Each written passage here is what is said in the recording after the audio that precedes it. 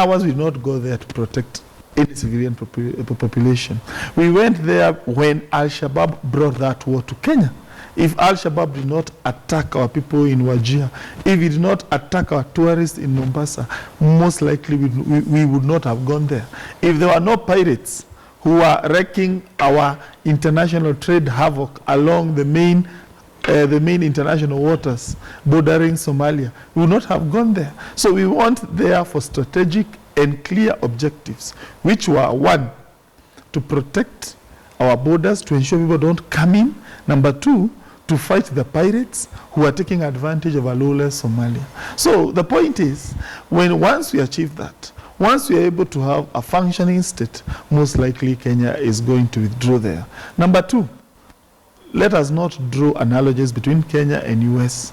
My colleague has mentioned a lot about the US withdrawal from the Middle East. Kenya is not US. They may have done that. By the way, history appears to be showing that it was a wrong strategy. Why? The so-called Islamic states of Iraq and Levant started to grow after America exited from Iraq. So meaning, most likely, if Obama would have stayed there for a longer time and ensured that the institutions of Iraq stood up, they are there, they have been established, they have matured, then at that point it would have made sense for America to withdraw from Iraq. But now, look, they exited. Immediately after that exit, ISIL was born. It is now starting to wreak havoc in Iraq. It is wreaking havoc in Syria. Meaning, at times when you go into a country, you must be there and ensure the institutions come up. There is democracy. You ensure that it is now a very stable country, and then probably you exit. Otherwise, if you leave a power vacuum, you are going to make the mistake that the Americans have done in Iraq, and you are going to have that vacuum being filled up by fundamentalists like ISIL. Okay. It's very simplistic for him to say that ISIL grew because of American withdrawal. If you look at the reasons for the growth of the ISIL, they say it is many strategies, failed strategies by the U.S., particularly after the disposing of Saddam Hussein. The first strategy, they said, is the de-Ba'athinization, where everybody was said to be a Ba'ath party in the military, out of the military, were removed from public offices. And that meant that, therefore, a load of very many military personnel who were qualified military personnel were left almost jobless based on the fact of this de-Ba'athinization of Iraq. So that was the first fault in terms of what were the strategies that contributed to the birth of ISIL. Second, he does not talk about is the fact that ISIL grew on the basis of a Shia-Sunni divide within Iraq. Yeah, so therefore the Sunnis felt extremely vulnerable to what is called the Shiite regime at that point in time, which had a lot of its leanings towards Iran. And on the basis of that, insurgency started to grow. And part of this ISIL insurgency is the insurgency in Syria. And this insurgency in Syria was supported based on by Sunni states, including Saudi Arabia, to be able to repulse the Assad regime. And on account of that, they took advantage of all this, their quality of organization in terms of military, the de-Ba'athinization, the former Republican guards of Iraq regime, and many other factors that contributed to it, including the money that came in terms of supporting the rebel groups. So therefore, for them now to organize around a new, radical force called the ISIL. So it is very simplistic to say it's just the exit of the United States that gave birth to the ISIL. Okay. So therefore, some of these factors are not potent per se in Somalia.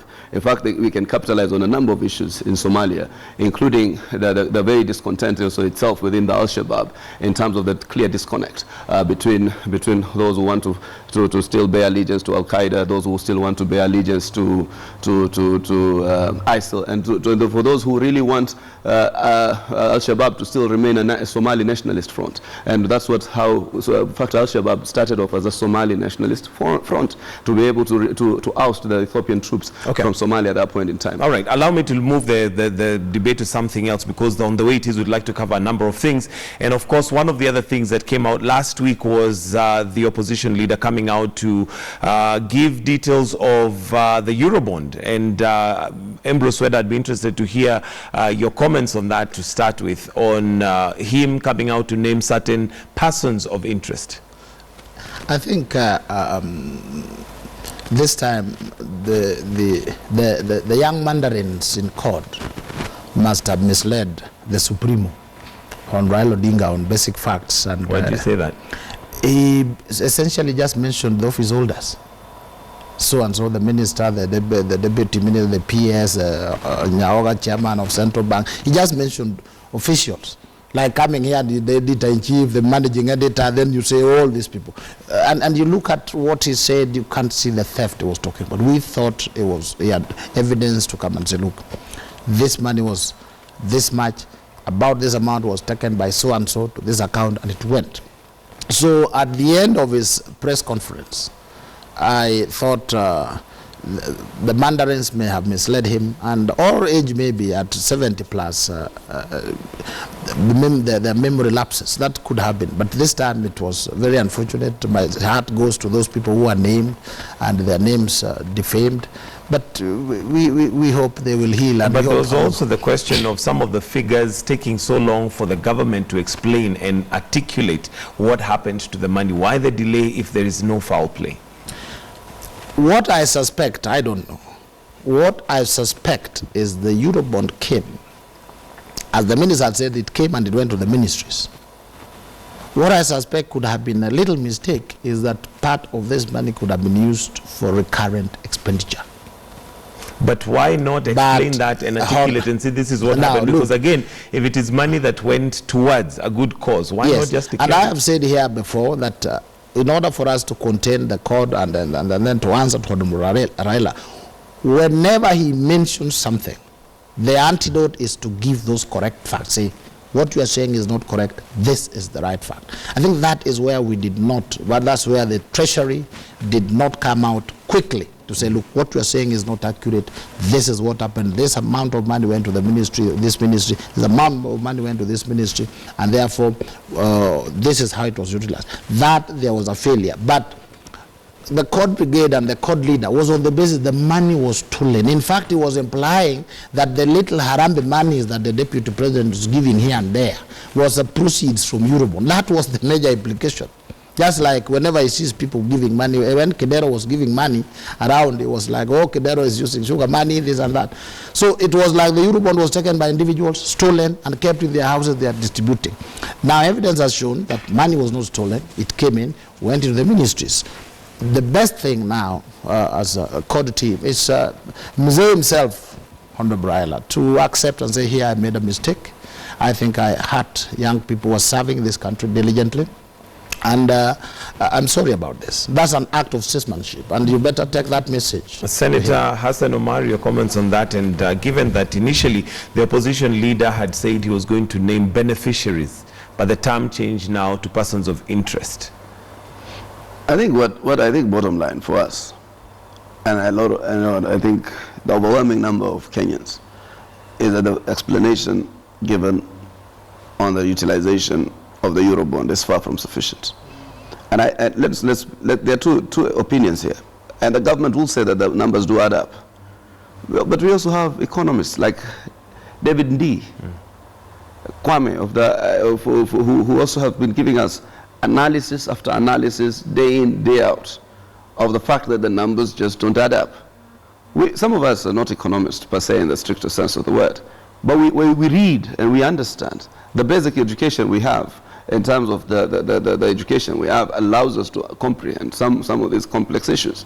So when the figures don't add up, the balance sheets don't add up, and as you put it, in fact you took away that statement from my mouth in terms of your line of questioning, is a government must be able to say, once there was an allegation by the controller of budget, the money from Eurobank was not banked, or was banked in private accounts, and stuff of that nature, the government should have come in immediately and disputed that. You then, I think then she withdraws her statement under duress or whatever kind of undue influence that there was at that point in time. And that's why we're trying even to weaken some of these institutions, including the institution of the Auditor General, because you don't want these hard questions to be borne to you, so that you can be able to have the Halake type of ESSA that can investigate and simply give you a clean bill of health.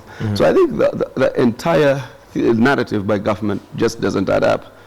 Irungu Kangata, as part of Jubilee, will we ever get to a point, politically speaking, when there are issues and gaping questions that are being asked, where we can admit and say, look, as government, we've actually made a mistake? Because in the case of Eurobond, it's taking very long for Kenyans to actually see the facts and figures from the government end. We have the opposition giving the facts and figures according to them, which of course government will come out and say, no, those are wrong. But can we get the correct figures?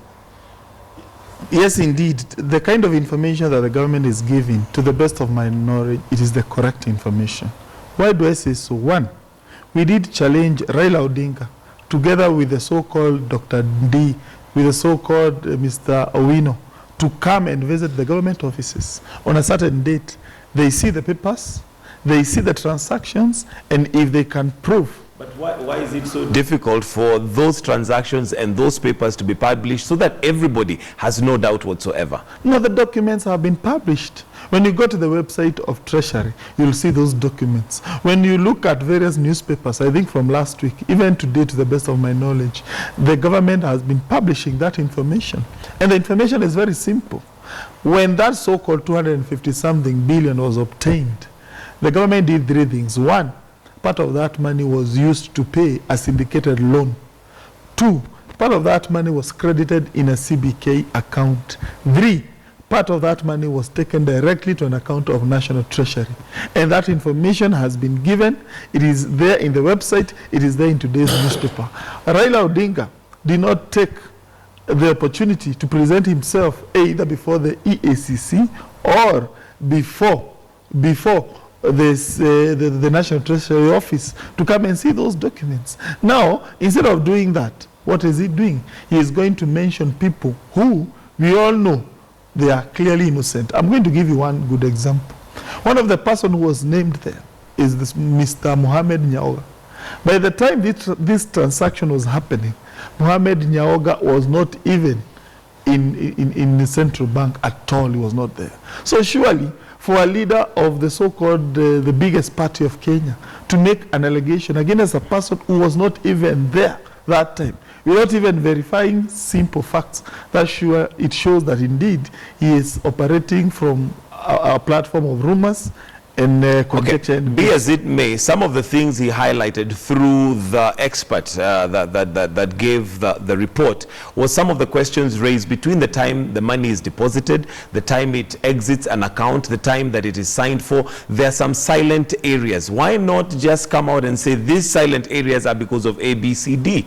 No, we have explained. We have explained. In fact, you see, the problem is some of the so-called experts, they do not know how international transactions occur.